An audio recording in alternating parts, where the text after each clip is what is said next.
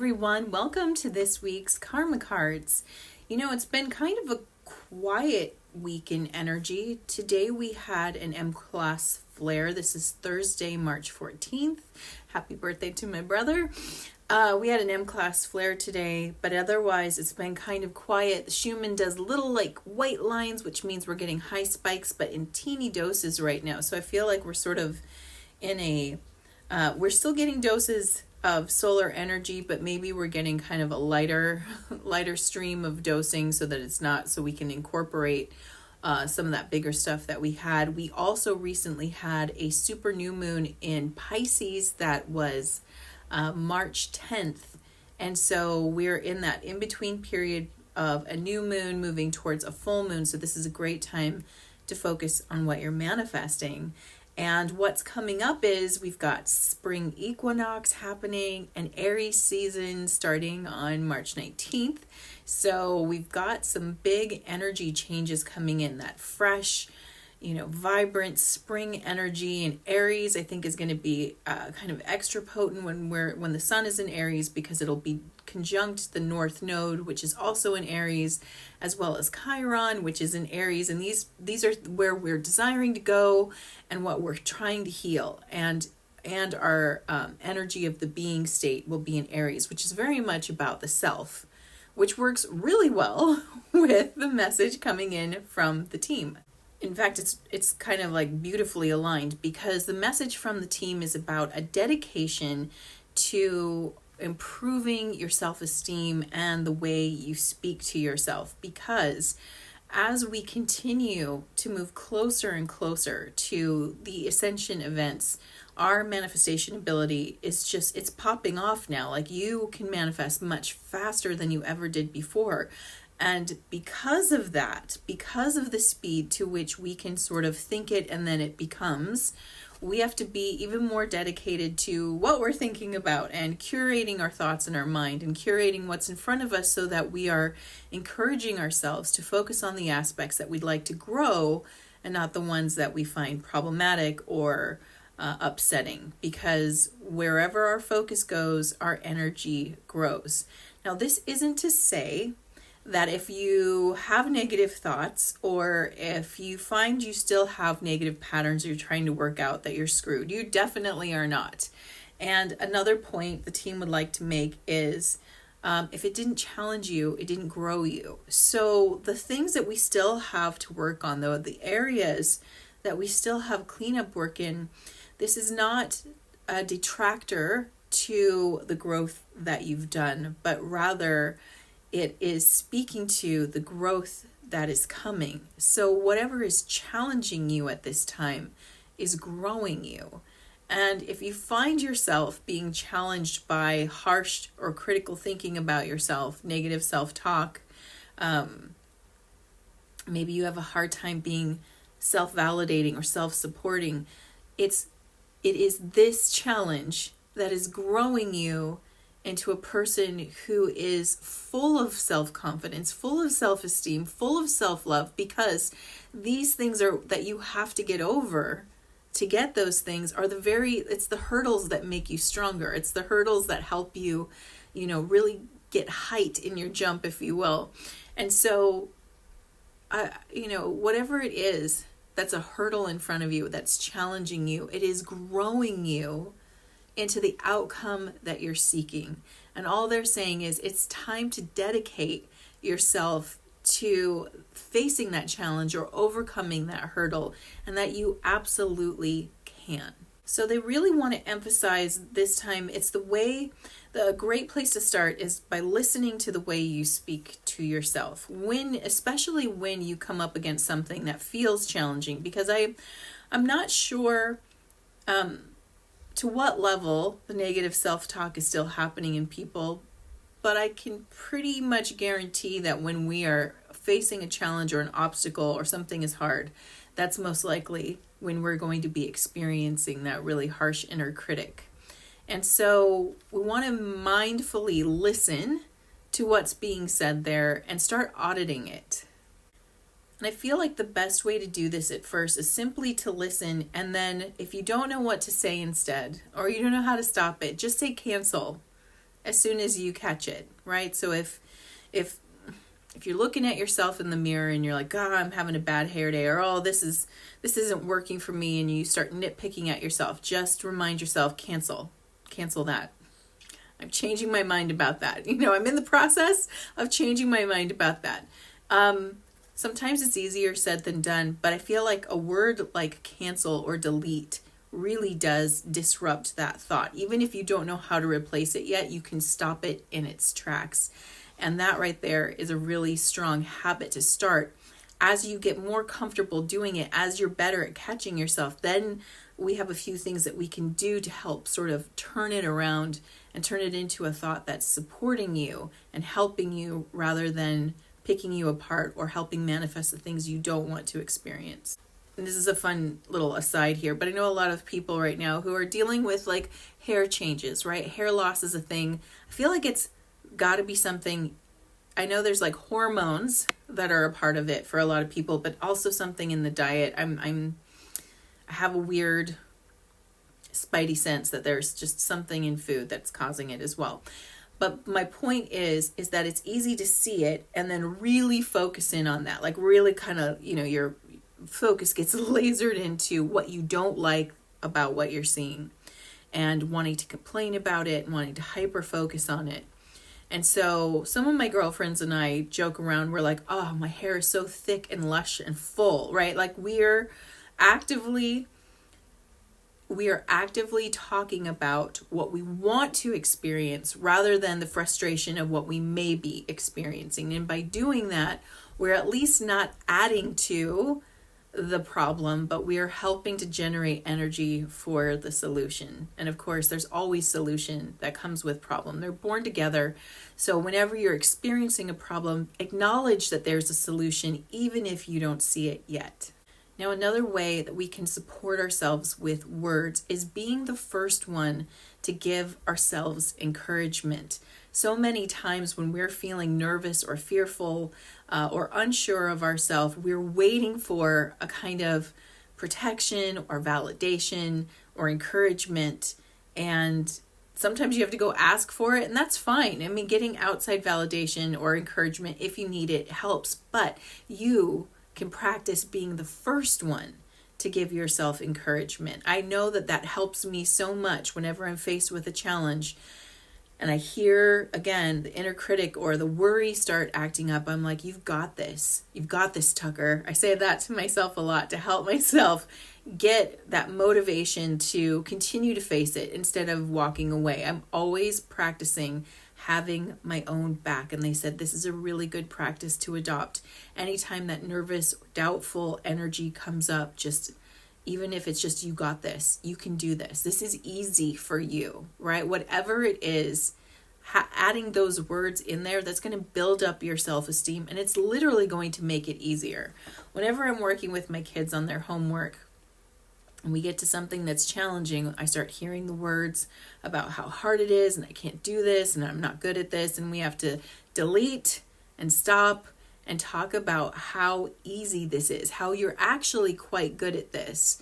And getting people to say that when they're feeling discouraged, it's one of those situations where usually it's met with like an eye roll and not a lot of emotional energy behind it. And that's fine. I would say fake it till you make it here. Even if you're not believing yourself in the moment, the more that you say it, the easier it is to believe. So always be the first one to encourage yourself. The next point is you always have a reason to feel good about something that you have done. There is something in every single day, probably multiple things that you can feel good about, no matter how small it is, whether it's I took care of that bill, or I got my errands done at a certain point in time, or I found time to sit and meditate, or I practiced being patient with another person.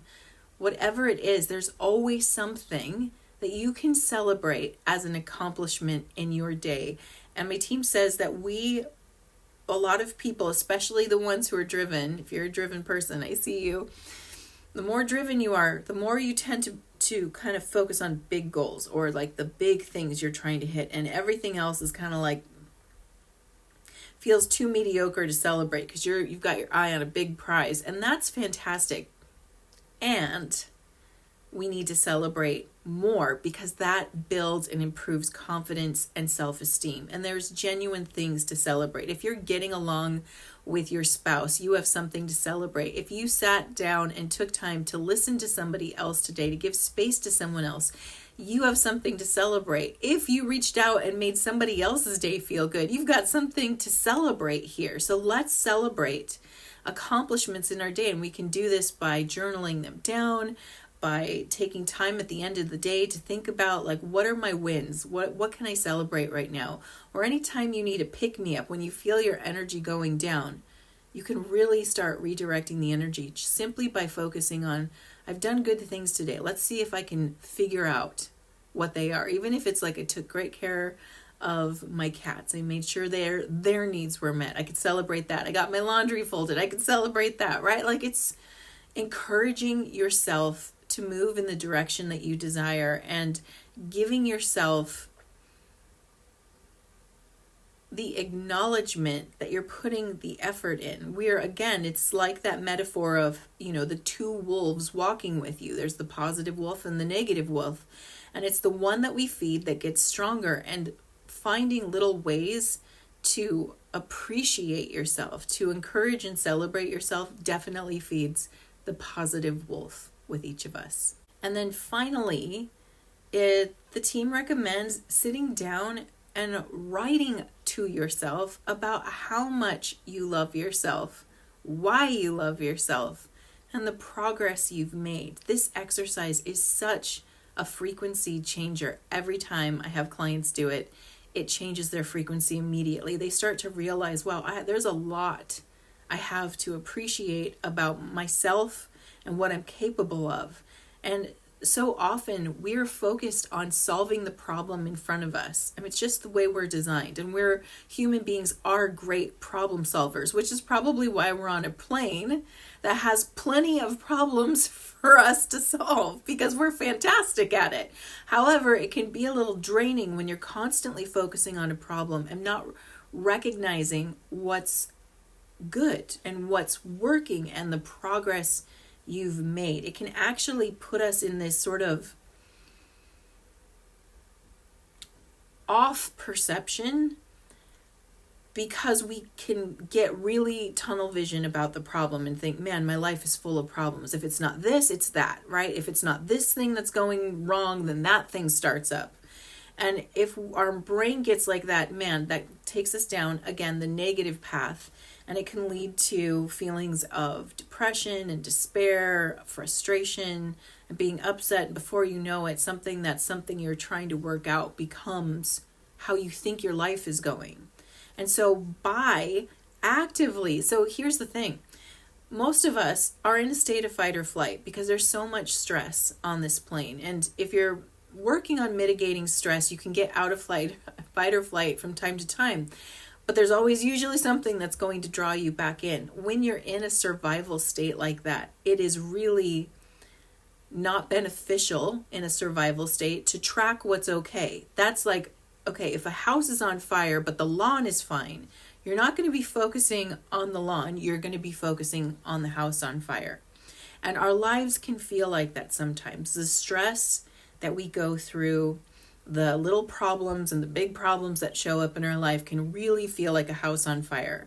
And it almost feels too overwhelming to notice how nice your lawn looks, right? how nice things are going over here. It's like, good, I don't have to think about it. Unfortunately, it keeps us in fight or flight. And our goal is to learn how to take these everyday stresses, diminish them, and strengthen and calm our nervous system and strengthen our sense of self so that we can handle it. And in order to do that, we have to get ourselves out of the constant fight or flight state. So there are a lot of things that we can do for our nervous system. And there's plenty of people out there telling you about how you can regulate it. And we'll talk about it here too. I love talking about that a lot. But for today, we're just going to acknowledge that we want to open up the vision again and see it all. Yes, there are things that need to be worked on. And yes, there's always going to be something that wants your attention and wants you to correct it. But there's also things that are working. And so we need to take time to actively write that down, to acknowledge how you've progressed, what's going right, what do you love about yourself, what if, it can be anything from what you love about your body, to what you love about how you think, to what you love about your values and philosophies on life.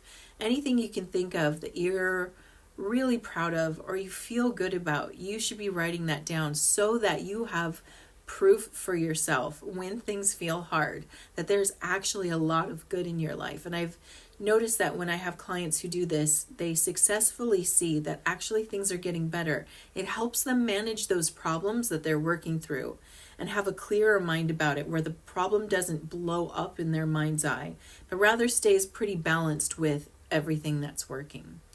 So with that, let's hear what the karma cards have to add to this message. Right? If you're new to karma cards, let me quickly show you how these work. I have 3 decks here: planets, signs of the zodiac, and the houses of astrology. And I've already asked my team, what is the message you have for us this week? And I've got 2 sets of answers. Set in red, which are action related, and set in blue, which are outcome related. And the way that you play is you tune in with that beautiful intuition of yours and feel what is the guidance you need this week. Is it action related guidance, or do you want to see how things resolve? And of course, you can always choose both. And while you're choosing, let me tell you the timing for this reading. This reading is for March 14th through March 21st.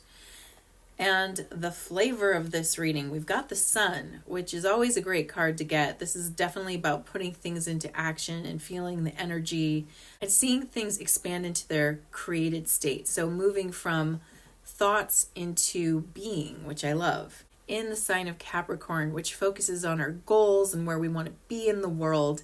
And then again, our favorite house of 2024 keeps popping back up, and it's the first house again. So again, self-related. So this is definitely more work on ourselves, just like the team was talking about. All right, for those who are choosing action, your spiritual action at this time is to demonstrate your goals immediately. Again, the focus here is on what you want to grow, right? That's what our goals represent, what we want to grow. So how do we demonstrate it? Well, we acknowledge the things that are growing. And even in the direction of the goals that we have, whether we feel like we've attained that goal or not, we're going to acknowledge. That's how we will demonstrate that our goals are coming true immediately. So we're going to do it right now. The mental action at this time is to realize the day-to-day reality of the way you project yourself. So projection always starts in the mind, and it starts with our self-image of ourselves, the way we think about ourselves. And if we're someone who is encouraging to ourselves, if we've got our own back, if we believe in ourselves, then we're going to see ourselves as someone who really tries, who's really putting themselves out there. And if we're highly critical of ourselves, when we're most likely going to have this vision of ourselves as someone who doesn't get it, is far behind, is lagging, and just isn't enough.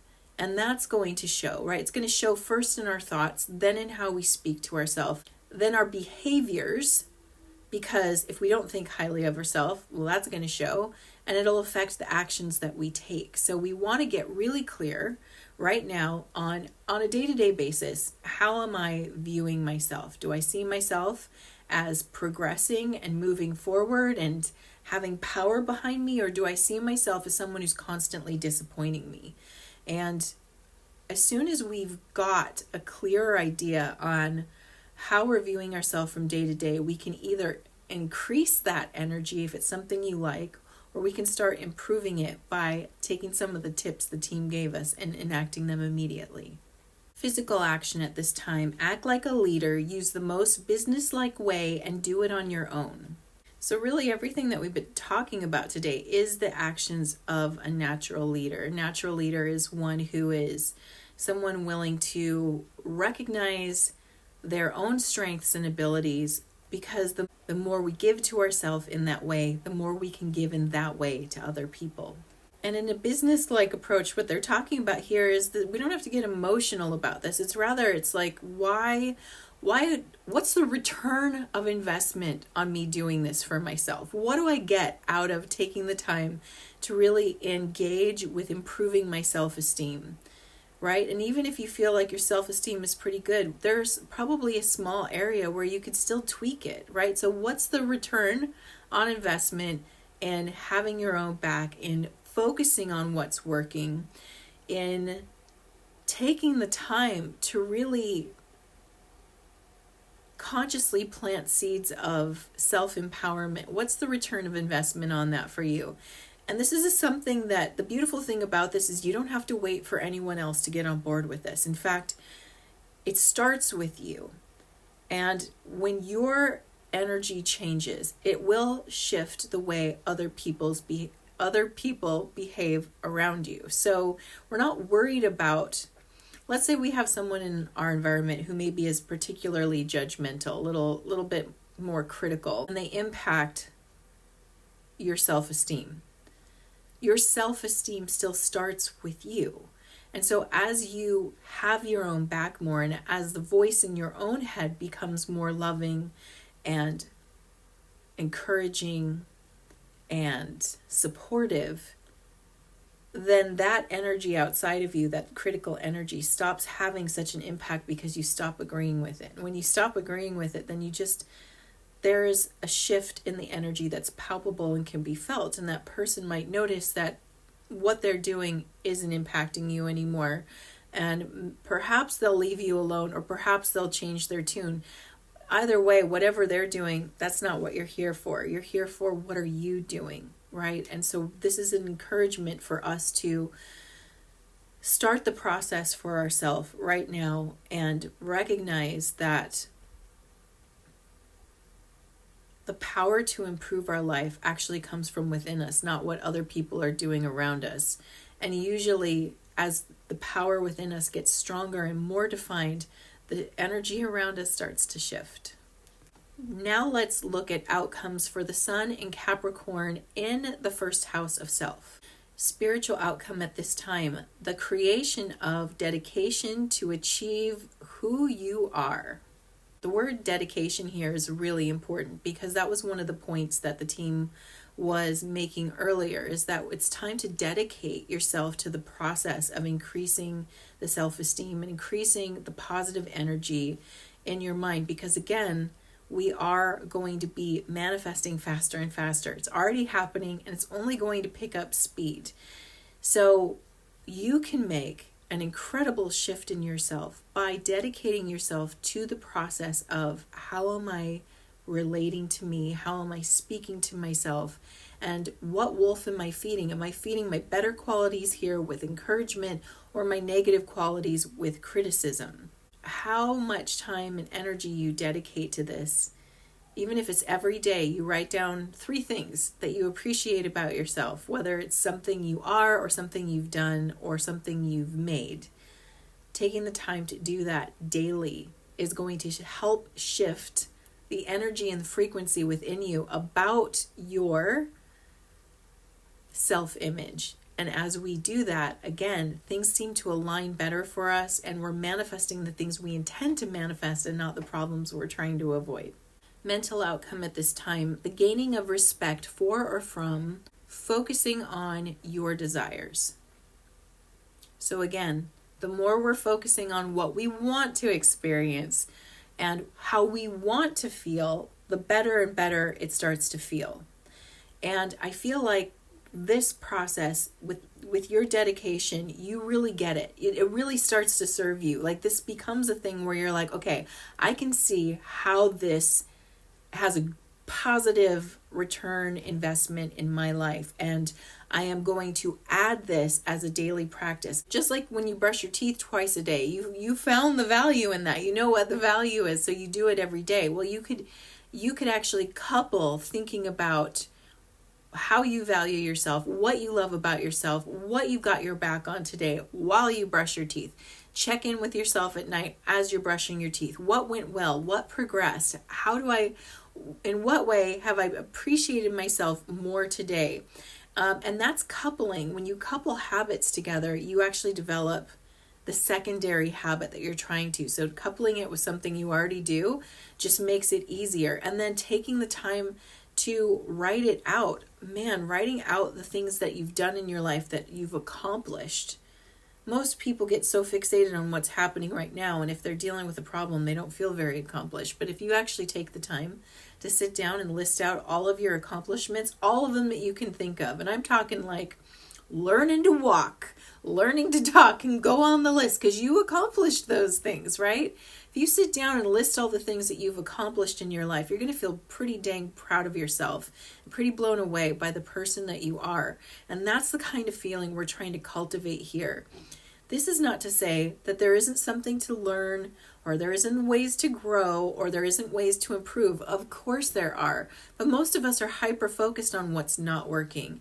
And the message today is focus on what is working to help increase your ability to grow through your challenges. You're going to give yourself a nice running start by appreciating yourself first as you are trying to grow into the next level of you. Physical outcome, things brought to light or life, resulting from the rules imposed by your actions.